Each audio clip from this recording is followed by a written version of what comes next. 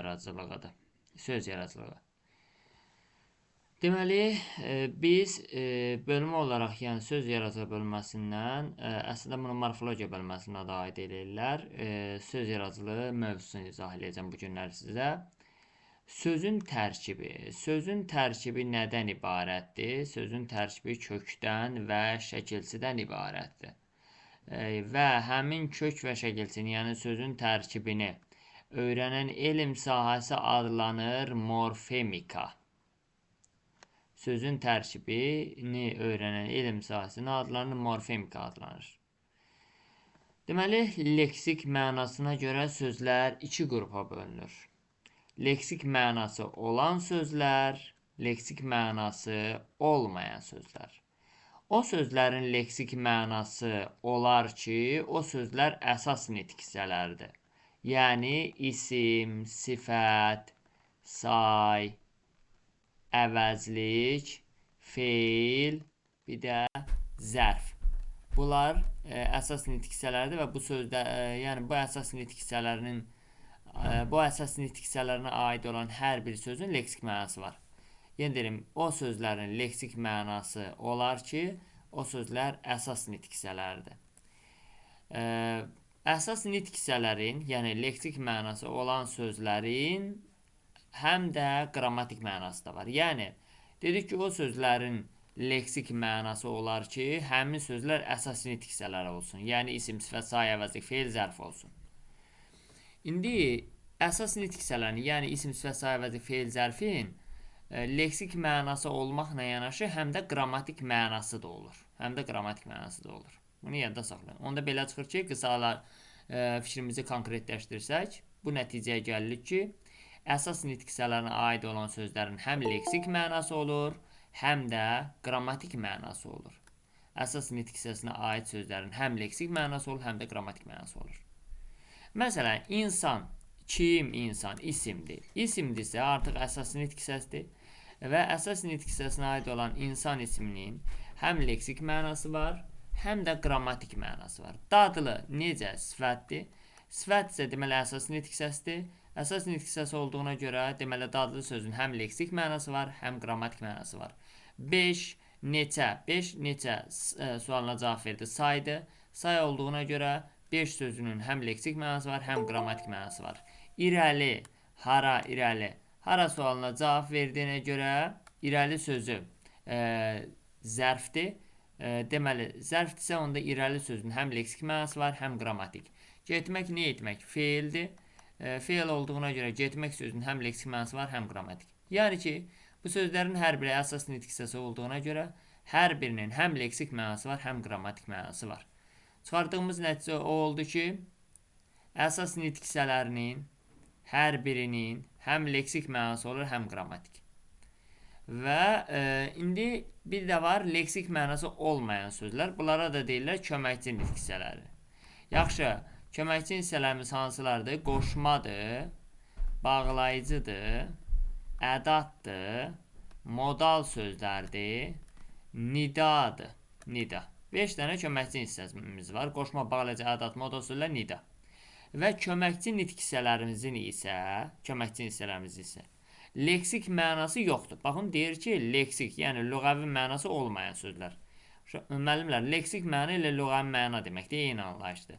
Leksik, yəni lüğəvi mənası olmayan sözlər. Leksik, yəni lüğəvi mənası olmayan sözlər hansılardır? Köməkçi hissələri. Köməkçi hissələrimiz hansılardır? Qoşma, bağlayıcı, ədad, modal sözlər, nidalar. Yəni, qoşma, bağlayıcı, ədad, modal sözlər, nidaların leksik mənası yoxdur. Amma, yəni, köməkçi hissələri də bunlar. Qoşma, bağlayıcı, ədad, modal sözlər, nida köməkçi hissəsidir və onların da heç birisinin leksik mənası yoxdur. Amma onların qrammatik mənası var. Yəni, qoşma, bağlayıcı, ədad, modal sözlər, nidanın qrammatik mənası var. Yalnız qrammatik mənası var. Yadda saxlayın, köməkçi nitq hissələrinin leksik mənası olmur, köməkçi nitq hissələrinin yalnız qrammatik mənası olur. Amma əsas nitq hissələrinin həm leksik, həm qrammatik mənası olurdu. İkinci, morfemika. Sözcülərin tərkibindən. Sonra, sözlərin quruluşundan bəhs edən dilçilik bölməsidir. Müəllimlər, sözün tərkibi kök və şəkilçidən ibarətdir. Yəni, belə çıxır ki, morfemika sözün tərkibindən, yəni kökdən, şəkilçidən Eyni zamanda sözün quruluşu üçün o var. Sadə düzəltmə mürəkkəb. Yəni sözün quruluşsa növündən bəhs edən dilçilik bölünməsidir morfemika. Sözün mənalı hissəsi kök adlanır. Nə deməkdir bu? Məsələn, dənizçi. Düzdür? İndi bir dənizçi sözü dəniz və çi hissəsindən ibarətdir. Bunların hansının ayrılıqda işlədəndə məna verəcək? Təbii ki, dəniz sözünü işlədəndə məna verəcək. Deməli, onda dənizçi sözünün kökü dənizdir. Çünki deyirik, axı, sözün mənalı hissəsi kök adlanır. Dənizçi sözündə də dəniz sözünü deyəndə məna verdiyinə görə dəniz sözün köküdür. Sözün məna verməyən hissəsi isə ayrılıqda işlədəndə məna verməyən hissəsi isə şəkilçidir. Məsələn, dənizçi sözündə çini ayrılıqda işlədəndə məna vermədiyinə görə deməli, çi olacaq orada şəkilçi. Bu da onu deyir. Sözün mənalı hissələri kök və şəkilçidir. Onlar ayrılıqda morfem adlanır. Onlar ayrılıqda, yəni kök və şəkilçi ayrı-ayrılıqda nə adlanır? Morfem adlanır. Sözün tərkibi iki hissədən ibarətdir. Kök hissəsindən, şəkilçi hissəsindən. Məsələn, dənizçi. Sözün kökü dənizdir, çi isə şəkilçidir. Kök sözün ayrılıqda işlənə bilən, müstəqil leksik və qrammatik mənası olan hissəsinə deyilir. Buna nümunə indi dedik və kökün işarəsi bu işarədir, bunu yadda saxlayın. Şəkilçi sözün ayrılıqda işlənə bilməyən, yalnız kökə qoşulmaqla leksik və qrammatik məna yaradan hissəsinə deyilir. Yəni ki, məsələn, dənizçi sözündə sözün ayrılıqda işlədə bildiyimiz hissəsi dəniz hissəsidir. Yəni, dəniz sözün köküdür artıq. Çi isə şəkilçidir, çünki ona ayrılıqda işlədəndə məna vermir. Sözə qoşulandan sonra yeni mənalı söz yaradır. Məsələn, dəniz su idi, çini artırdım, dənizçi oldu adam. Sonra, şəkilçi mənasına görə leksik və qrammatik olur. Şəkilçilər mənasına görə leksik, qrammatik qrupuna bölünür. Yazılışına görə 1 cür, 2 cür və 4 cür yazılır. Mənşəyinə görə alınma milli mənşəli olur şəkilçilər. Qoşulma yerinə görə söz önü, söz arxası olur. Bir də burada yazmayıb, məhsuldarlığına görə məhsuldar, qeyri-məhsuldar şəkilçilər olur. İndi bunların hər birinə ayrı-ayrıqda izahatlar verəcəm və əlavələr eləyəcəm burada, məsələn, leksik qrammatikdə. Kök və şəkilçi. Köklə şəkilçinin əvvəlcə oxşar cəhətini deyək ki, hər ikisi qrammatik mənaya malik olur. Məsələn, dənizçi sözünün kökü nədir? Dəniz. Şəkilçi nədir? Çi. Düzdür? Dəniz sözünün də qrammatik mənası olur. Çi şəkilçinin də qrammatik mənası olur. Yəni, həm kökün, həm şəkilçinin qrammatik mənası olur. Hər ikisinin. Bəs fərqli cəhəti nədir? Fərqli cəhəti odur ki, kök ayrılıqda müstəqil işlənir, şəkilçi işlənmir. Məsələn, dənizçi sözündə mən dənizi ayrılıqda işlədə bilərəm. Məsələn, dəniz çoxlu su qatından ibarət olan geniş ərazidir. Dənizi ayrılıqda işlədə bildim. Amma çini mən ayrılıqda işlədə bilmərəm. Sonra, kök müstəqil olaraq suala cavab verir. Məsələn, dəniz. Nə dəniz? Ayrılıqda suala cavab verdi. Amma şəkilçi ayrılıqda suala cavab vermir.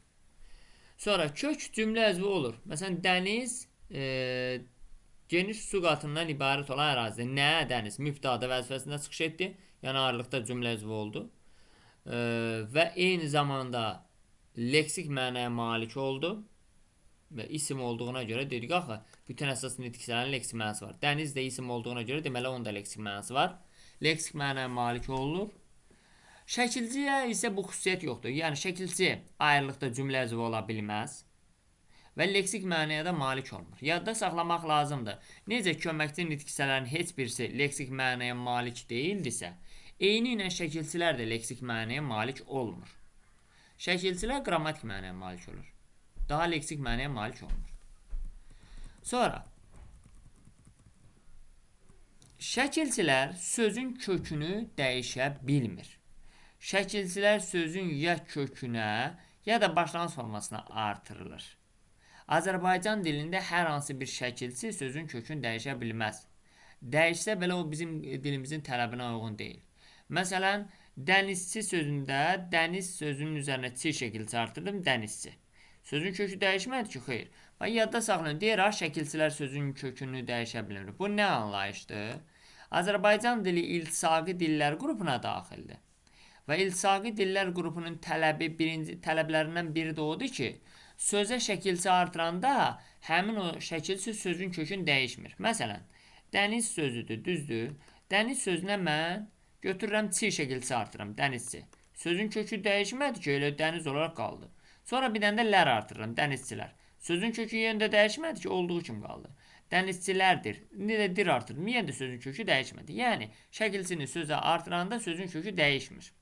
Şəkilçi sözün ya kökünə ya da başlanğıc formasına artırılır. Bəli. Burada məsələn çi şəkilçi sözün kökünə artırıldısa, lər şəkilçisi dənizçi onun başlanğıc formasına artırıldı. Sonra şəkilçilər iki qrupa bölünür. Leksik və qrammatik şəkilçilər. Leksik şəkilçilər söz kökünə və yaxud da başlanğıc formasına qoşularaq yeni söz əmələ gətirən şəkilçilərdir. Və bu hissəsini yadda saxlamayın. Bilin ki, leksik şəkilçilər yeni söz əmələ gətirir. Yeni söz əmələ gətirir. Elə leksik şəkilçilər yeni söz əmələ gətirdiyinə görə leksik şəkilçiyə deyirlər söz düzəldici şəkilçilər. Adı üstündə də söz düzəldir, yeni söz düzəldir. Məsələn, dəniz sözün kökü, düzdür? Su, ərazi, su olan ərazi. Ona çi şəkilçi artırdım, dənizçi. Oldu adam. Baxın, çi artıq leksik şəkilçidir ki, mən onu dəniz sözünün üzərinə artıranda yeni mənalı söz yarandı. Ağıllı, ağıl isimdir, əşyanın adıdır. Ağıllı isə artıq onun keyfiyyəti oldu, ağıllı. Əlamət və keyfiyyətinə aid olur, yəni sifət oldu. Yəni, yeni mənalı söz yaratdı. Deməli, leksik şəkilçilər yeni mənalı söz yaradır. Sonra, leksik şəkilçinin xüsusiyyəti nədir? Sözün quruluşunu dəyişə bilir. Məsələn, dəniz sözün köküdür, sadə idi, düzdür? Çi leksik şəkilçi artırdım, dənizçi. Oldu düzəltmə. Ağıl sadə söz idi. L leksik şəkilçi artırdım, ağıllı. Oldu düzəltmə. Deməli, sözün quruluşunu dəyişə bilir. Bəli, işarəsi də bu işarədir. Sonra, sözün leksik və qrammatik mənasını dəyişə bilir. Bəli. Nə deməkdir sözün leksik mənasını dəyişmək? Sözün qrammatik mənasını dəyişmək. Bax, məsələn,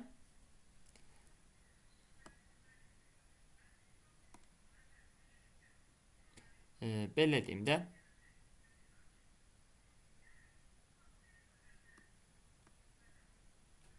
başla sözünü deyirəm. Deməli, başla sözü, sözün qrammatik mənası həm leksik, həm qrammatik mənasını dəyişir. Sözün kökü baş, la da leksikdir, düzdür? Mən la leksik şəkilçi artırmaqla baş əvvəl mənasındadır, yəni baş birinci o mənada. Sözün kökü la şəkilçi, leksik şəkilçi artırmaqla başla feili yaratdım. Artıq bir nitq hissəsindən başqa bir nitq hissəsi yaradıramsa, deməli, onun qrammatik mənasını dəyişir. Baxın, yenə də deyirəm, bir nitq hissəsindən başqa bir nitq hissəsi yaradıramsa, deməli, onun qrammatik mənasını dəyişdi. Yaxud da, belə deyim də, dəmir, dəmir. Nədir? Metaldır da, düzdür? Çi artırdım, dəmirçi. Oldu adam. Deməli, artıq bunun leksik mənası dəyişdi. Dəmir metal idi. Çi leksik şəkilçi artırdım, oldu adam. Deməli, leksik mənası dəyişdi. Qrammatik mənası isə, qrammatik mənasını deməli, dəyişmir. Yəni, qrammatik mənası olaraq hər iki halda isimdir. Dəmir də isimdir, dəmirçi də isimdir. Amma baş sözünə fikir verin. Yaxud da baş sözünü deməyək, başqa bir sözü deyək. Məsələn, duz sözü. Duz, bildiyimiz duzdur. Duzlu. Artıq nəyəsə duzlu olmanı bildir. Leksik mənası da dəyişdi, eyni zamanda qrammatik mənası da dəyişdi. Duz isim idi. Duzlu oldu sifət. Deməli, belə çıxır ki, sözün leksik mənasını dəyişən şəkilçi leksik şəkilçidir. Eyni zamanda sözün qrammatik mənasını da dəyişə bilər. Amma qrammatik şəkilçi hər hansı bir qrammatik şəkilçi. Sözün leksik mənasını da dəyişə bilməz, qrammatik mənasını da dəyişə bilməz. Sözün leksik və qrammatik mənasını dəyişən şəkilçi leksik şəkilçidir ancaq. Qrammatik şəkilçi heç vaxt sözün leksik və qrammatik mənasını dəyişməz. Yadda saxlayın. Dəftərinizdə də qeydlər götürün. Bəziləri burada yazmayın. Sözlər arasında əlaqələndirmə rolu oynamır. Leksik şəkilçi sözlər arasında əlaqələndirmə rolu oynamır. Sözlər arasında əlaqələndirmə rolunu oynayan şəkilçi qrammatik şəkilçidir.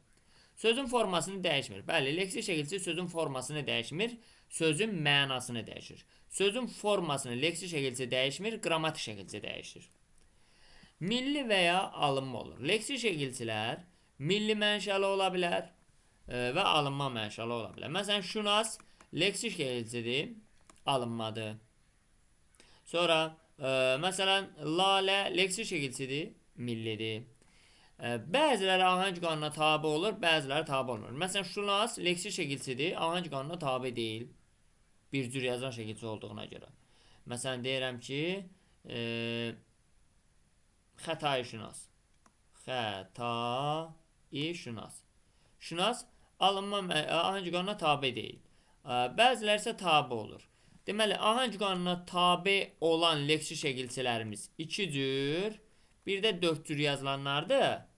Ahəng qanuna tabi olmayan bəzi leksik şəkilçilərimiz isə 1 cür yazılanlardır. Məsələn, şunas bir cür yazılan leksik şəkilçi olduğuna görə ahəng qanuna tabi olmur. Amma lalə 2 cür yazılan leksik şəkilçi olduğuna görə ahəng qanuna tabi olur. Yaxud da çı, 4 cür yazılan leksik şəkilçi olduğuna görə ahəng qanuna tabi olur. Bir variantlı, 2 variantlı, 4 variantlı ola bilir. Bəli. Bir variantlı olanda leksik şəkilçilər ahəng qanuna tabi olmur və bu zaman alınma mənşəli olur. 2 və 4 variantlı olan leksik şəkilçilər ahəng qanuna tabi olur və böyük əksəriyyəti milli mənşəli olur. Milli mənşəli olur. Həm sözün önünə, həm də sonuna qoşula bilər leksik şəkilçilər. Deməli, leksik şəkilçilər sözün önünə də qoşula bilər, sonuna da qoşula bilər. Ön və son şəkilçilərdə bunu deyəcəm. Bu leksik şəkilçilərin xüsusiyyətidir. Bunları bu formada yadda saxlayırıq, eyni zamanda digər hissələrində deyəcəm, orada daha aydın olacaq. Sözün kökünə Azərbaycan dilində hər zaman sözün kökünə birinci leksik şəkilçi qoşulur, sonra qrammatik şəkilçi qoşulur. İstənilən söz də belədir. Məsələn, deyirəm ki, kitabxanada, baxın, kitabxanada, düzdür. Azərbaycan dilinin qaydası belədir ki, sözə əgər mən şəkilçi artıracamsa, leksik, qrammatik ikisindən də artıracamsa, birinci leksik şəkilçini artırmalıyam. Sonra qrammatik artırmalıyam. Məsələn, kitab sözün kökü. Xana leksik, da isə qrammatik. Fikir verin. Birinci leksik şəkilçi artırıldı, sonra qrammatik artırıldı. Yaxud da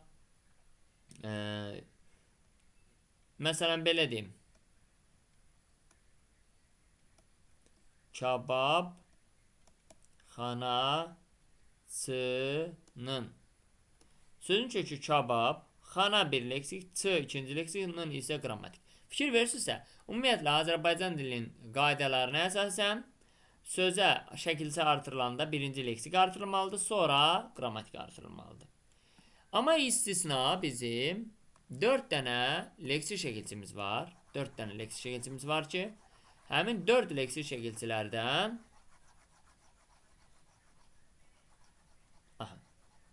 istisna bizim 4 leksik şəkilçimiz var ki, həmin 4 leksik şəkilçi və bu 4 dənə bu leksik şəkilçi var ki, bunlar 4'ü də leksikdir. Köki, siz, susuz, cil və daki, dəki. Bu 4 leksik şəkilçidən, bunların 4'ü də leksikdir. Bu 4 leksik şəkilçidən əvvəldə qrammatik gələ bilər. Sonra da qrammatik gələ bilər. Hamısında belədir. Axı dedik, normalda Azərbaycan dilində birinci leksik, sonra qrammatik gəlməlidir. Yəni, leksikdən əvvəl qrammatik gələ bilməz. Azərbaycan dilinin qaydası belədir. Bu da sözün kökünə öncə leksik, sonra qrammatik şəkilçi artırılır. O demək ki, birinci leksik gəlir, sonra qrammatik. Daha leksikdən əvvəl qrammatik gələ bilməz.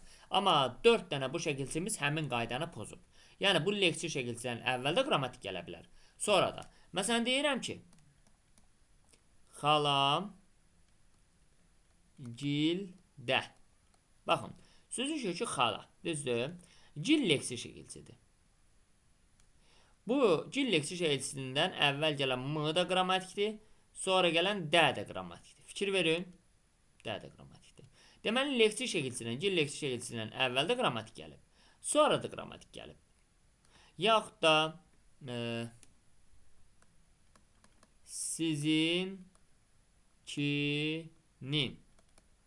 Deməli, ki leksik şəkilçi, sözün kökü sizdir, ki leksik şəkilçidir. Ondan əvvəldə in, yəli qal şəkilçi gəlib, qrammatik, sonra da qrammatik şəkilçi gəlib. Deməli, belə çıxır ki, Bu 4 leksik şəkilçinin 4-ündən də əvvəldə qrammatik gələ bilər, sonra da qrammatik gələ bilər. Bu normal qaydadır. Sonra qrammatik şəkilçilər sözün formasını dəyişər. Bax, əgər leksik şəkilçilər sözün mənasını dəyişirsə, qrammatik şəkilçilər sözün formasını dəyişir. Nə deməkdir bu? Nə deməkdir bu? Məsələn, kitab təkdədir, düzdür? Kitab təkdədir. Təkdədir. Lar şəkilçi artırım kitablar. Artıq onun formasını dəyişdi, çoxaltdı, cəmdə oldu. Sonra deməli, qrammatik şəkilçilər sözün formasını dəyişir. Sözlər və cümlələr arasında qrammatik əlaqə yaradar. Bəli, məsələn deyirəm, ev və dam. Burada heç bir şəkilçi yoxdur, düzdür? İndi mən bu sözlərə qrammatik şəkilçi artırmaqla bu sözləri bir-birindən əlaqələndirəcəm. Evin damı artıq in yəli qaldı, ı-da mənsubiyyətdir. Qrammatik şəkilçi artırmaqdan bunları bir-birinə əlaqələndirdim. Artıq məna verdi də evin damı. Bu formada. Qrammatik şəkilçilər sözün formasını dəyişdirdiyinə görə onlara söz dəyişdirici deyirlər. Amma leksik şəkilçilər yeni mənalı söz düzəltdiyi üçün leksik şəkilçilər söz düzəldici şəkilçilər deyirlər. Bəs qrammatik şəkilçilərin xüsusiyyətləri nədir? Bunları bilək. Sözün quruluşunu dəyişə bilmir. Bəli, nə deməkdir bu? Yəni mən hər hansı bir sözə, məsələn bayaq dediyim kitablar sözünə, kitab sözünə, hər hansı bir qrammatik şəkilçi artıranda, kitab sözü sadədir, düzdür. Onu hər hansı bir qrammatik şəkilçi artırsam, məsələn kitabda. Deməli, onun quruluşu dəyişməyəcək. Necə kitab sözü sadədir, ona qrammatik şəkilçi artıranda kitabda. Yenə də sadə oldu. Yəni sözün quruluşu dəyişmədi. Yaxud da kitabı. Kitab sözü sadədir, ona ı qrammatik şəkilçi artırdım, yenə də sadə oldu. Deməli, belə çıxır ki, qrammatik şəkilçi sözün quruluşunu dəyişmir də, yəni sadə olanda onu düzəltmə eləmir. Ya da mürəkkəb eləmir. Ümumiyyətlə, mürəkkəb heç eləyənməz. Yəni, sadə olanda onu düzəltmə eləmir. Qrammatik şəkilçi sözün quruluşunu dəyişmir. Sonra, sözün leksik və qrammatik mənasını dəyişə bilmir. Yəni, nə deməkdir bu? Kitab deyəndə, oxuduğumuz kitab nəzərdə tutulur, düzdür? Ona dar şəkilçisi artıranda kitabda yenə də oxuduğumuz kitab nəzərdə tutulacaq da. Sözün leksik mənasını dəyişmədi ki? Dəyişmədi. Yaxud da kitab deyəndə oxuduğumuz kitab nəzərdə tutulur. Ona ı şəkilçisi artırsam kitabı yenə də oxuduğumuz kitab nəzərdə tutulacaq. Yəni sözün leksik mənasını dəyişmədi. Baxın, bir dənə buradan bunu tam dərk eləməyə görə belə bir şey yazım. Dənizçi. Dəniz deyəndə bildiyimiz dəniz nəzərdə tutulur. Dənizçi yəni geniş su ərazisi nəzərdə tutulur. Dənizçi deyəndə su nəzərdə tutulur. Təbii ki, adam nəzərdə tutuldu artıq. Yəni sözün leksik mənasını dəyişdi. Deməli, çi burada leksikdir. Amma qrammatik şəkilçidə isə, yəni qrammatik şəkilçini sözü artıranda artıq orada sözün leksik mənasını dəyişə bilməz. Nümunələr göstərdim. Məsələn, evin damı. Bax, ev. Ev bildiyimiz evdir, yaşadığımız ev. Ona in qrammatik şəkilçisi artıranda evin. Yenə də yaşadığımız ev nəzərdə tutulur da. Sözün mənasını dəyişmədi ki. Deməli, qrammatik şəkilçi sözün leksik mənasını dəyişmir. Eyni zamanda qrammatik mənasını da dəyişmir qrammatik şəkilçi. Qrammatik məna büsü nədir? Yəni nitq hissəsinə mənsubluğun da dəyişmir. Məsələn, kitab isim idisə, ona daha da qrammatik şəkilçi artıranda bu dönüb sifət olmadı. Yenə də isim olaraq qaldı. Yəni kitabda yenə də isim oldu. Deməli, kitab ismi idisə, daha da şəkilçi artıranda kitabda yenə də isim olaraq qaldı. Yəni sözün qrammatik mənasını dəyişmədi. Yəni nitq hissəsinə mənsubluğun dəyişmədi. Kitab isim idisə, ona ı şəkilçi artıranda kitabı yenə də isim olaraq qaldı. Dəyişmədi. Sözün qrammatik mənası dəyişmədi. Ev isim idisə, ona in şəkilçi artıranda evin yenə də isim olaraq qaldı. Yəni belə qısalaşdırsaq, qrammatik şəkilçi sözün leksik və qrammatik mənasının heç birisini dəyişmir. Bunları müəllimlər ona görə bir-bir hissə ilə izah edirəm ki, yəni qarşımıza sual şəklində bunlar çıxa bilər. İndi testlərdə də baxacaq və o zaman tam hazır olaq ona. Sonra digər hissələrini izah edeyim, yəni qrammatik şəkilçinin xüsusiyyətlərindən. Sözlər arasında əlaqələndirmədə rol oynayır. Bəli, sözləri bir-birinə əlaqələndirir, bayaqlar dedik. Sözün formasını dəyişir. Elə ona görə sözün formasını dəyişdiyinə görə ona deməli söz dəyişdirici şəkilçilər deyilir. Baxın, yalnız milli mənşəlidir. Deməli, qrammatik şəkilçilər yalnız milli mənşəlidir. Alınması yoxdur. Deməli, qrammatik şəkilçilər yalnız milli mənşəlidir. Nə qədər qarşımıza qrammatik şəkilçi çıxacaq, hamısı milli mənşəlidir. Və qrammatik şəkilçilər 2 cür yazılır və 4 cür yazılır qrammatik şəkilçilər. Və 2 cür, 4 cür yazılan şəkilçilər qrammatik şəkilçilərdir. Niyə görə 2 cür, 4 cür yazılan şəkilçilər qrammatik şəkilçilərdir və hamısı da milli mənşəli hesab olunur? Yenə deyim, niyə görə qrammatik şəkilçilər hamısı milli mənşəli hesab olunur? Qrammatik şəkilçilərin hamısı 2 cür, 4 cür yazılan şəkilçilər qrammatik şəkilçilərdir. Yəni, daha doğrusu, qrammatik şəkilçilər 2 cür, 4 cür yazılır və 2 cür, 4 cür yazılan şəkilçilərdə hər zaman ahəng qanuna tabi olur. Deməli, ahəng qanuna tabi olursa, onda 2 cür, 4 cür yazılan qrammatik şəkilçilərin hamısı milli mənşəli olur da normalda. Çünki milli mənşəli sözlərimiz necə ahəng qanuna tabi edirsə, eyni zamanda milli mənşəli şəkilçilərimiz də ahəng qanuna tabidir. 2 cür, 4 cür yazılan şəkilçilər də ahəng qanuna tabi olduğuna görə onlar milli mənşəli şəkilçi hesab olunacaq. Qrammatik şəkilçilərin hamısı 2 cür, 4 cür yazılır da. Deməli, qrammatik şəkilçilərin onda milli mənşəlidir, belə çıxır. Söz önünə qoşula bilmir. Bəli, sözün önünə qoşulan şəkilçilər leksikdir. Yalnız sözün sonuna artırılır. Qrammatik şəkilçilərə aiddir. İsimlərdəki cəm şəkilçiləri, bunlara aiddir edəcəm. Mənsubiyyə şəkilçiləri, hal şəkilçiləri, xəbərli şəkilçiləri. Bunlar aiddir. Feillərdə isə zaman, şəxs, şəkilçiləri, şəxs şəkilçiləri, sonra feillərdə şəxs şəkilçiləri, zaman, şəxs, şəkil şəkilçiləri, inkarlı şəkilçiləri, tərslənmə formalan şəkilçiləri. Bunlar aiddir.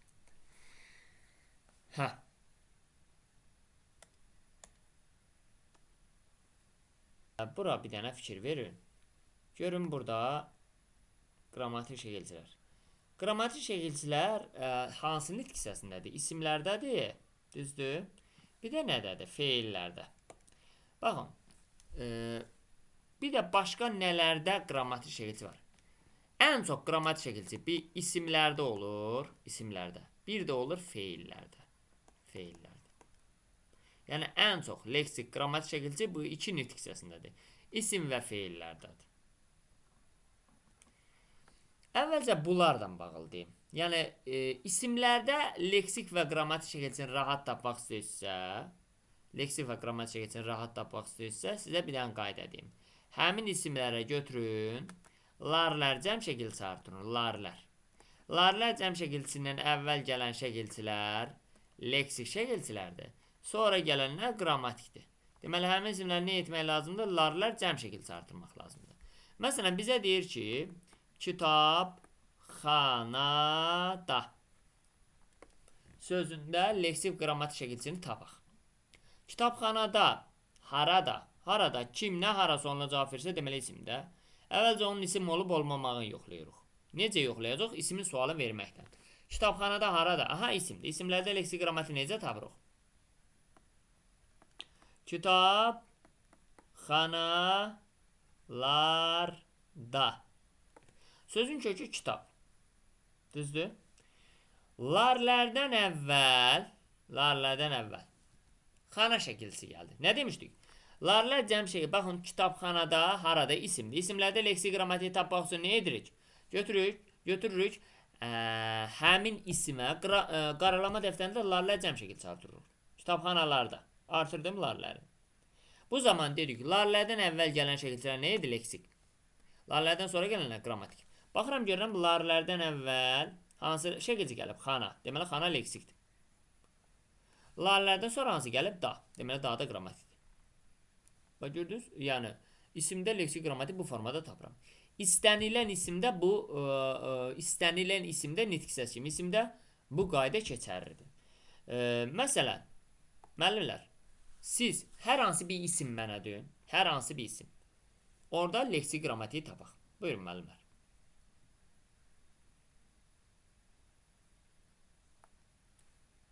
Dənizçilərimiz sözündeyiz. Düzdür? Baxın, müəllimlər. Dedik, isimlərdə leksik qrammatiyi tapmaq üçün dənizçilərimiz. İsimlərdə leksik qrammatik tapmaq üçün həmin isimləri götürürük, larlər cəm şəkilçisi artırırıq da, düzdür? Larlər cəm şəkilçisindən əvvəl gələnlər leksik dedik, sonra gələnlər qrammatik dedik. Amma dənizçilərimiz isimində baxıram, görürəm, hazır ilə larlər cəm şəkilçisi var da. Ona götürüb ikinci larlar artırmaq olmaz. Da hazır var da. Deməli, sözün kökü dənizdir. Larlərdən demişdik, əvvəl gələn nədir? Leksik. Deməli, larlərdən əvvəl gələn çi leksikdir. Larlərin özü əgər sözdə varsa, onu da təhlilə cəlb edirik. Və larlər cəm şəkilçisi hər zaman qrammatik şəkilçisi olur. Larlərin özü qrammatik, larlərdən sonra gələn imiz də qrammatik. Tutardı, leksik qrammatik bu formada tapdıq. Sonra başqa hansı ismi deyə bilərsiniz? Deyin hələ.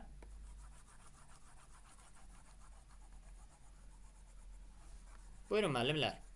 İsimlər.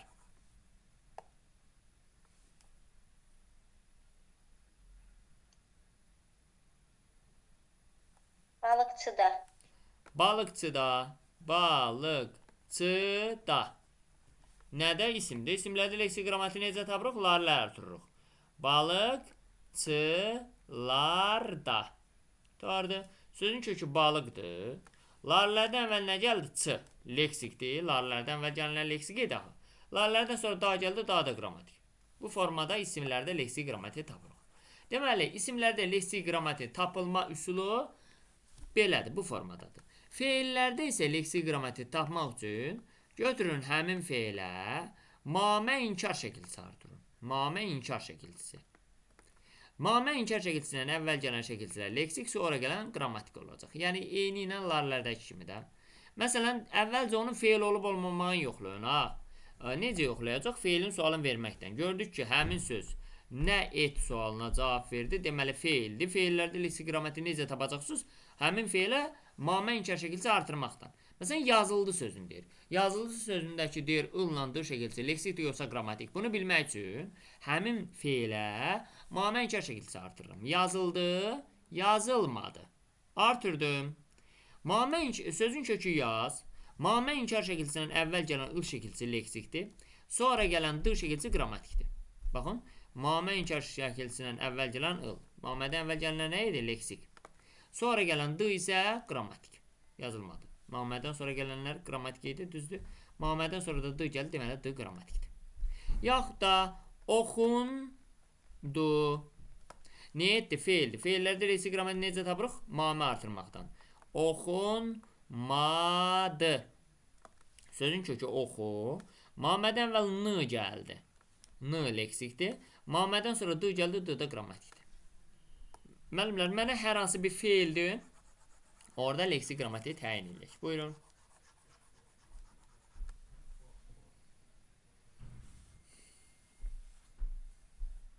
Hər hansı bir feildir. Sevildi. Aha. Sevildi sözünü deyirəm. Sevildi. Nə etdi? Feildir də. Feillərdə leksik qrammatiği necə tapırıq? Mamə inkar şəkilçisi artırmaqdan. Sevilmədi. Sözün kökü sevdi. Mamədən əvvəl il gəldi. Leksik. Mamədən sonra di gəldi, qrammatik. Leksik, qrammatik. Bu formada tapdıq.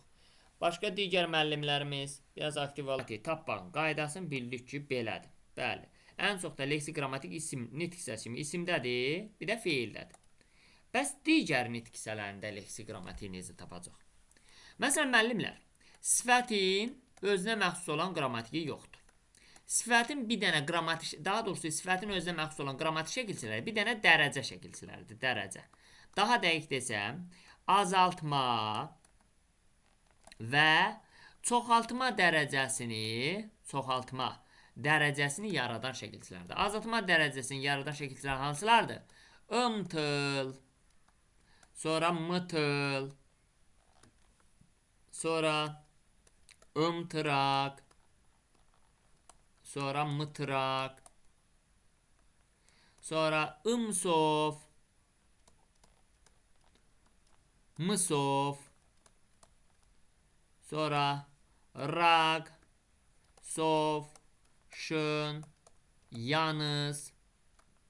Eyni zamanda çoxaltma dərəcəsini yaradan şəkilçisi var, cacə şəkilçisi. Bunlar sifətin dərəcə şəkilçilərini, azaltma çoxaltma dərəcəsini yaradan şəkilçilərdir. Və bu şəkilçilərin hər biri sifətə aid olan qrammatik şəkilçilərdir. Qrammatik. Yəni leksik şəkilçi hesab olunmur. Məsələn, yaşıl, ımtıl. Imtıl. Sözün kökü yaşıldır. Imtıl da azaltma dərəcəsinin şəkilçisidir. Deməli, avtomatik qrammatik götürəcək. Niyə? Çünki demişdik o, sifətin azaltma, çoxaltma dərəcəsini yaradan şəkilçilər qrammatikdir. Yaxud da, məsələn, yaxşı, yaxşıraq. Sözün kökü yaxşı. Raq da sifətin azaltma dərəcəsini yaradan qrammatik şəkilçisidir. Uzun, sov. Sözün kökü uzun, sov da sifətin azaltma dərəcəsini yaradan qrammatik şəkilçisidir. Qara, şın. Sözün kökü qara, şın da sifətin azaltma dərəcəsini yaradan qrammatik şəkilçisidir. Yaxşı, ca. Sözün kökü yaxşı, ca da sifətin çoxaltma dərəcəsini yaradan qrammatik şəkilçisidir. Yəni, sifətin dərəcə şəkilçiləri sifətin özünə məxsus olan qrammatik şəkilçilərdir. Sonra, bundan əlavə, müəllimlər, bunları qeyd edin, çox vacib qeydlərdir. Videoya da mütləq baxın. Say.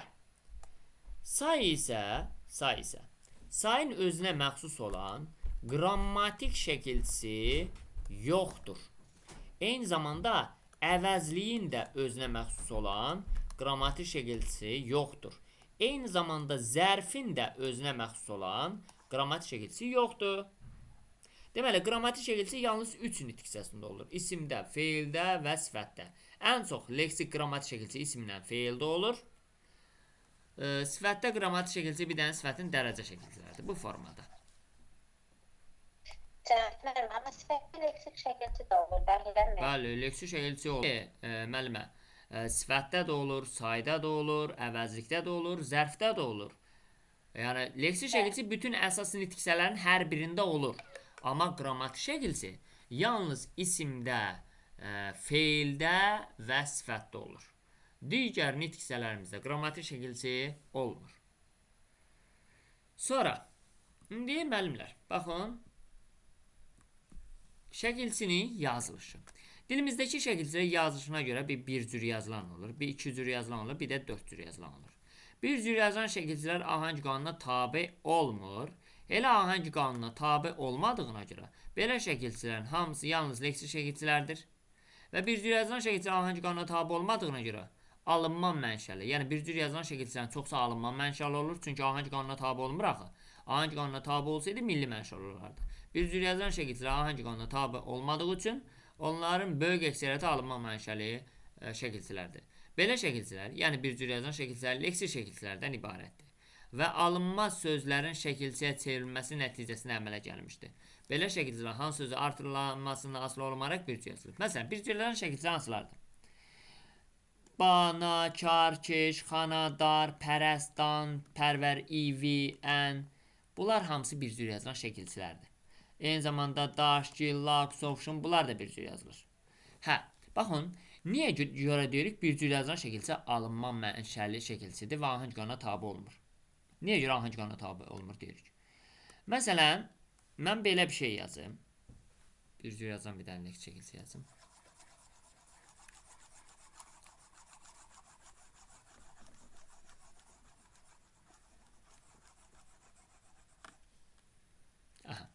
Bir dənə bir cür yazılan şəkilçi yazıram. Xana. Bir cür yazır da bunun ikinci bir variantı yoxdur. Yəni xananın xənə variantı yoxdur. Bir dənə elə xanadır. Bir cür yazılan leksik şəkilçi. Bir də mən iki cür yazılan bir dənə şəkilçi yazım. Lar, lər. Bir dənə də 4 cür yazılan şəkilçi yazım. In, in, un, ün. İndi xana şəkilçisinin mən iki sözü artırmalıyam. Yəni bir mey sözünə, bir də çay sözünə. Əvvəlcə çay sözünü artıranda çayxana. Burada ahəng qanunu pozulmadı. Həqiqətən çay sonu qalınla bitib, ona qalınla başlayan şəkilçi artırdım. Mey sözünü artıram xananı, mey xənə olmayacaq, mey xana olacaq da. Burada artıq ahəng qanunu pozuldu. Yəni köklə şəkilçi arasında ahəng qanunu pozuldu. Meydəki e incədir, xanadakı a qalındır. Deməli, belə çıxır ki, xana bir cür yazılan şəkilçi olduğuna görə ahəng qanunun gözləmir. İstəyir son saiti incə ilə bitsin, istəyir son saiti qalınla bitsin. Deyir, mənim bir variantım var da onsuz da. İncə ilə olana da bunu artırıram, qalınla olana da bunu artırıram. Fikir verdiniz, çay sözündə a qalın olduğuna görə çayxana. Burada ahəng qanunu pozulmadı. Amma mey sözündə e incə olduğuna görə xananı artırında meyxana artıq ahəng qanunu pozuldu köklə şəkilçi arasında. Meydə e incədir, xanada a qalındır. Deməli, bir cür yazılan şəkilçilərdə ahəng qanunu gözlənilmir də, belə çıxır. Bir variantım deyir var mənim, loru şəkildə desək. Deyir, mənim bir dənə variantım var. İstəsən də budur, istəməsən də budur. Yəni, istəyir söz incə ilə bitsin, istəyir qalınla bitsin, ona onsuz da bir dənə yalnız xana artırılacaq. Da onun ikinci bir variantı yoxdur. Amma iki cür ona görə bir cür yazılan şəkilçilər deyirlər ki, hangi qanuna tabe olmur və hangi qanuna tabe olmadığına görə də bir cür yazılan şəkilçilər deyirlər alınmadı. Baxın, məqsəd, məsələ burada var. İncə məqam var. İndi sizə 2 dənə söz yazıram. Biri yazıram tala, biri yazıram tələ. Düzdür? Sözün son hecası tala, qalındır. Tələdə isə sözün son hecası tələ, incədir. Hə. İndi baxın müəllimlər. Talaya mən lar artırsam düz olar, yoxsa lər? Talalər olmaz ki, talallar olar da. Niyə görə oldu bu? Çünki sözün son hecası qalın olduğuna görə mən tərkibində qalın saitdə olan şəkilçi artırmalıyam ki, köklə şəkilçi arasında ahəng qanunu pozulmasın. Fakt elə oldu da. Tələ sözün son hecası incə olduğuna görə tərkibində incə saitdə olan şəkilçi artırıram ki, tələlər köklə şəkilçi arasında ahəng qanunu pozulmadı. Deməli belə çıxır ki, iki cür yazılan şəkilçilərdə bu titizlik gözlənilir.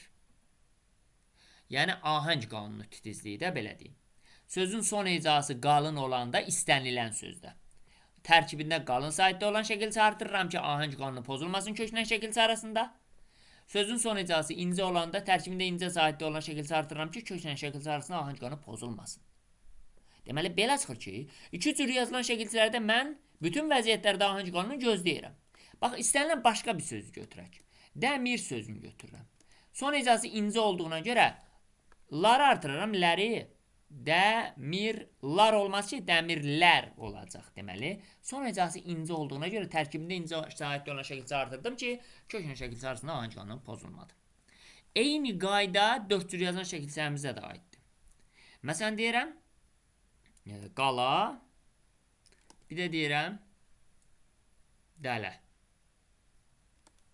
İndi son hecası qalada, qalın olduğuna görə tərkibində qalın saitdə olan şəkilçi artıracağım. Qalanı. Fikir verdiniz? Tələ son hecəsi incə olduğuna görə incə saitdə şəkildə artıracağım. Tələni. Bu formada. Deməli belə çıxır ki, 2 cür və 4 cür yazılan şəkilçilər sözləri artırılanda köklə şəkilçi arasında ahəng qanunu hər zaman gözlənilir. Ona görə 2 cür, 4 cür yazılan şəkilçilər deyirlər ki, hər zaman ahəng qanununa tabedir və milli mənşəlidir. Amma bir cür yazılan şəkilçilər isə sözün kökünü artırılanda ahəng qanunu gözlənilmir. Ona görə deyirlər ki, bir cür yazılan şəkilçilər alınma mənşəlidir. Bax, bu oradan gəlir. Bu belə. İkinci bir cür yazılan şəkilçilərimiz bunlardır. Bunları əzbər bilmək lazımdır bütün hallarda. Aha. Məsələn, cəfakar, cəfakeş, evdar. Fikir verin, evdar məsələn. İncədir, qalınla başlayan şəkilçilər. Ahəng qanunu gözləməyiblər. Güldan, gül incədir, dan şəkilçi qalın artırılıb. Ahəng qanunu gözlənməyib. Yəni, bir variantım var, deyir. İstəsən də budur, istəsən də budur. Bir cür yazılan şəkilçilər dedik, ahəng qanunu gözlənilmədiyi üçün alınma mənşəlidir. Amma bir cür yazılan şəkilçilər içərisində milli mənşəli şəkilçilərimiz də var. Ki, onlar da ahəng qanunun gözlənilməsə də belə onlar millidir. Hansılardır? Daş, gil, lov, daş, gil, lag, sovşun. Bax bunlar. Daş, gil, daş, sal, sov, lagşın. Bunlar bir cür yazılan milli mənşəli şəkilçilərdir. Xalamgil, bax, gil bir cür yazılan millidir. Bu formada. 2 cür yazılan şəkilçilərlə yazılan şəkilçilərdə kökə ahəng qanuna uyğun olaraq qoşulur. Bunu dedim bayaqları. 4 cür yazılanlar da dedim. Hə. Sonra gəldik.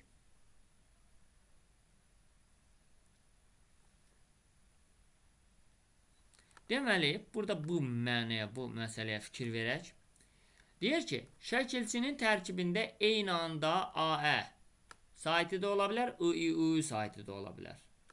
Bu zaman şəkilçinin 2 yaxud da 4 cür yazıldığını necə bilərəm? Məsələn, bunları rahatdır tapmaq da. Məsələn, lar. Bilirəm ki, larlərdir. 2 variantı da var. Bu da I saiti varsa 4 cür yazılandır.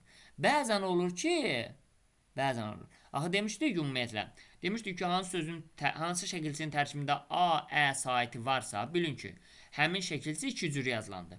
Hansı şəkilçinin tərkibində I, U, Ü saiti varsa, bilin ki, o 4 cür yazılır. Bunu bu formada bilirdik. İndi bəzən deyir olur ki, bir şəklin tərkibində həm A olur, həm I. Yəni, həm, belə deyim, AE saitinin olur, həm I. Yəni, həm 2 cür yazılan şəkilçinin tərkibindəki saitlərdən olur, həm 4 cür yazılan. Onda nə var yox? Baxın. Bu zaman həmin şəkilçinin ilk saytına baxın. Dakı, məsələn deyirəm, hə? İlk saytı nədir? A. Yəni iki cür yazılana aid olan iki cür yazılan şəkilçiyə aid olan saytdır da, düzdür? İki cür yazılan şəkilçilərin tərkibində A olurdu da. Onda ilk saytı əgər onun A, Ədən hər hansı biridirsə, onda bilin ki, həmin şəkilçi bütövlükdə iki cür yazılandır. Nə olsun ondan sonra I, I, U, Ü saytına aid olan sayt var. Amma ilk saytı 4 cür olsa, I, I, U olsa, onda bilin ki, o 4 cür yazılandır. Məsələn, ınca. İlk saytı I-dır. Deməli, onda ınca şəkilçi 4 cür yazılandır. Dakı ilk saytı A olduğuna görə bilin ki, 2 cür yazılandır. Bu formada. Sonra bir də var şəkilçilərin qoşulma yerinə görə. Şəkilçilər qoşulma yeri. Hə. Şəkilçilər qoşulma yerinə görə 2 cür olur. Söz önlü şəkilçilər, onları deyirlər prefiks. Söz arxası şəkilçilər, onları da deyirlər sufiks. Yəni, bu qeyri-adi bir şeydir. Sözün önünə artırılan şəkilçilərdir prefikslər, sözün sonuna artırılan şəkilçilər də sufikslər şəkilçilərdir. Azərbaycan dilinə aid olan şəkilçilər əsasən sufiks şəkilçilərdir. Yəni, sözün sonuna artırılır, söz kökündən sonraya artırılır. Məsələn, nə deyirik? Kitab, düzdür? Şəkilçi kitab, ça. Bax, fikir verdiniz? Sözün kökündən sonraya artırdım şəkilçini. Artıq bu sufiks şəkilçidir. Gördünüz ki, şəkilçi sözün kökündən sonraya artırılır. Onlara deyin sufiks şəkilçilər. Yəni, söz arxası şəkilçilər. Bir də var sözün önünə artırılan şəkilçilər. Onları da deyirlər söz önlü şəkilçilər. Yəni, prefiks şəkilçiləri. Hansılar da olar? Burada qarışıq yazıb. Bunu rahat yadda saxlamağın bir variantını deyim sizə.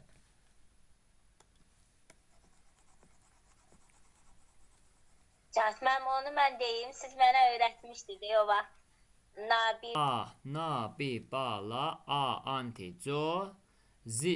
Bunlar ön şəkilçilərdir. Baxın, bu ön şəkilçilərin bir sıra xüsusiyyətlərini deyim, müəllimlər.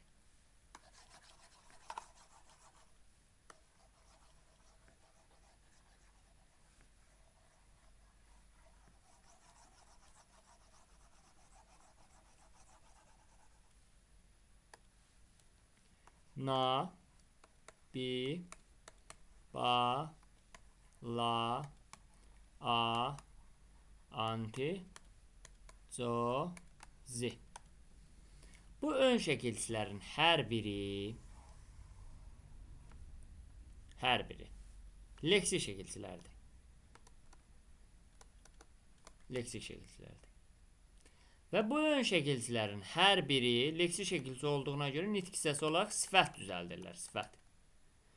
Və bu ön şəkilçilərin hər biri alınma mənşəlidir, alınma. Və artırıldığı söz də alınmadır. Nə deməkdir bu? Məsələn, nanı artırım, narazı. Bini artırım, bi vəfa. Banı artırım, ba məzə. Sonra la'nı artırım, la məkan. A'nı artırım, anormal. Antini artırım, anti faşist. C'nu artırım, cömert. Z'ni artırım, ziqiymət. Dedik ki, ziqiymət. Bu ön şəkilçilərin hər biri leksikdir. Bəli, na ön şəkilçi leksikdir, bi ön şəkilçi leksikdir, ba ön şəkilçi leksikdir, la ön şəkilçi leksikdir, a ön şəkilçi leksikdir, anti leksikdir, co leksikdir, zi də leksikdir. Və hər bir leksikdirsə, hər hansı bir nitq hissəsi düzəltməlidir. Bunların hamısı, bu ön şəkilçilərin hər biri sifət düzəldir. Narazı necə, bivəfa necə, baməzə necə, laməkan necə, anormal necə, antifaşist necə, cömert necə, ziqiymət necə. Deməli, hər biri də sifət düzəldir bu ön şəkilçilər. Hər biri leksikdir, hər biri sifət düzəldir. Eyni zamanda bu ön şəkilçilərin hər biri na, bi, ba, la, a, anti, cozi, hər biri alınma mənşəli şəkilçilərdir. Yəni milli deyil. Və eyni zamanda bu ön şəkilçilər hansı sözü artırılırsa, o söz də alınmadır. Məsələn, na ön şəkilçisi alınmadır, artırıldığı razı sözü də alınmadır. Bi ön şəkilçisi alınmadır, artırıldığı vəfa sözü də alınmadır. Ba ön şəkilçisi alınmadır, artırıldığı məzə sözü də alınmadır. La ön şəkilçisi alınmadır, artırıldığı məkan da alınmadır. A ön şəkilçisi alınmadı, artırıldığı normalda alınmadı.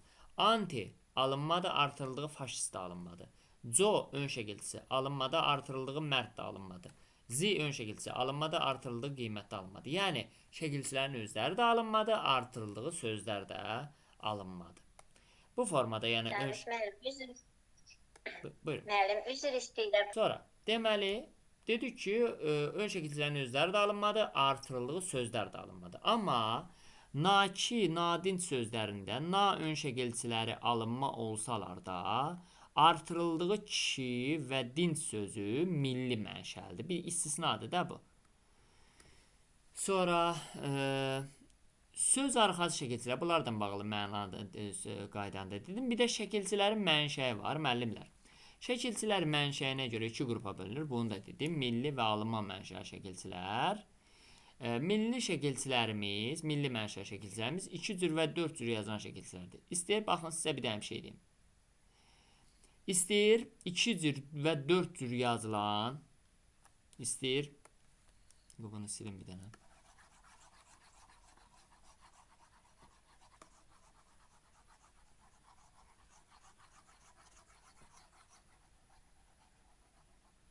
Aha. İstəyir 2 cür və 4 cür yazılan leksik şəkilçilərimiz olsun.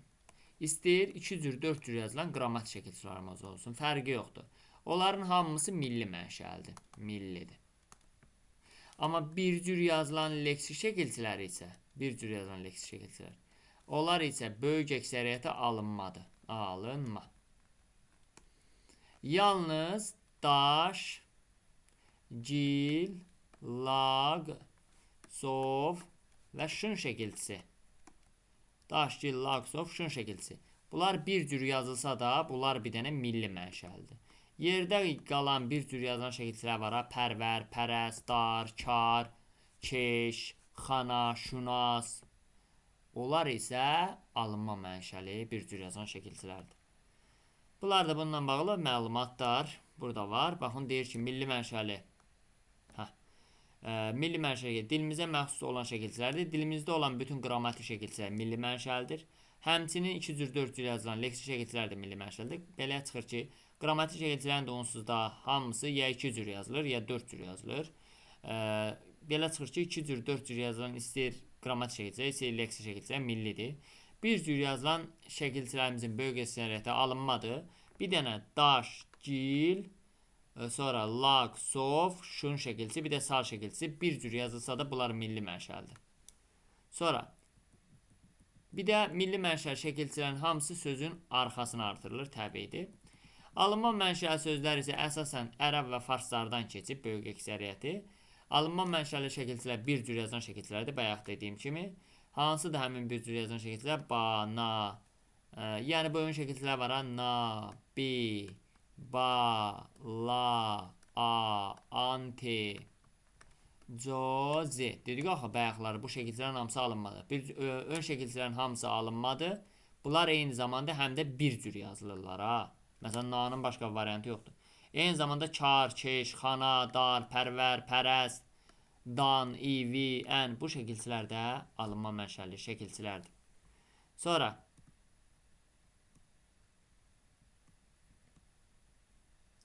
bunlara heç ehtiyac yoxdur. Bunlardan bağlı məlumatlar demişəm bu qrafanın içində. Sözün başlanğıc forması, bitişdirici, samitlər. Bura qədər kifayət eləyər hələlik bugünlük. Baxın, birinci sualda deyir, qarışdıq sözünün tərkiminə görə düzgün təhlilini, sxemini müəyyən edək. Qarışdıq nə etdik? Nə et sualına cavab verdiyinə görə bildik ki, feildir. Feillərdə leksik qrammatiyi necə tapırdıq? Mamə inşa şəkilçisi artırmaqla. Mamə inşa şəkilçisindən əvvəl gələnlər leksik edir, sonra gələnlər qrammatik. İndi qarışdıq, nə etdik? Feil olduğuna görə mamə inşa şəkilçisi artırıram. Qarışmadıq. Sözün kökü nədir? Sözün kökü qarış. Qar olmaz ki, qarla qarış arasında əlaqə yoxdur. Demək, sözün kökü qarışdır. Mamədən sonra dıq gəlib. Dıq deməli, dıq mamədən sonra gəldiyinə görə mamədən sonra gələnlər qrammatikdir. Qrammatikdir. Yadda saxlayın müəllimlər. D, di, du və dü. D, di, du, düdən sonra r gəlsə, onda bilin ki, bir yerdə götürüləcək. Bir yerdə bir şəkilçi kimi götürüləcək. R gəlsə. Amma d, d, d-dən sonra başqa hərflər gəlsə, məsələn, m gəlsə. Məsələn, m gəlsə. Nə bilim, ç gəlsə, q gəlsə, q gəlsə. Başqa hərflər gəlsə, onda d-nı ayrı götürəcək, m-nı ayrı götürəcək. Hər zaman belədir. Baxın, qarışmadıq. M-mə artır, m-mədən sonra d gəldi. Və d, d, d-dən sonra fikir verirsinizsə q gəlib. Yəni, başqa hərf gəlib də r gəlməyib ki, onda ayrı götürəcək.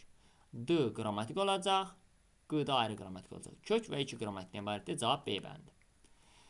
Sonra kök 2 leksik 1 qrammatik sxeminə uyğun gələn hansıdır? 2 dənə leksik olsun, 1 qrammatik olsun.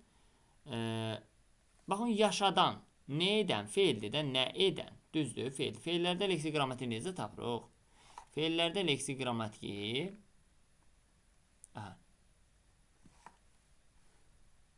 müəmə artırmaqdan tapırdıq da, düzdür?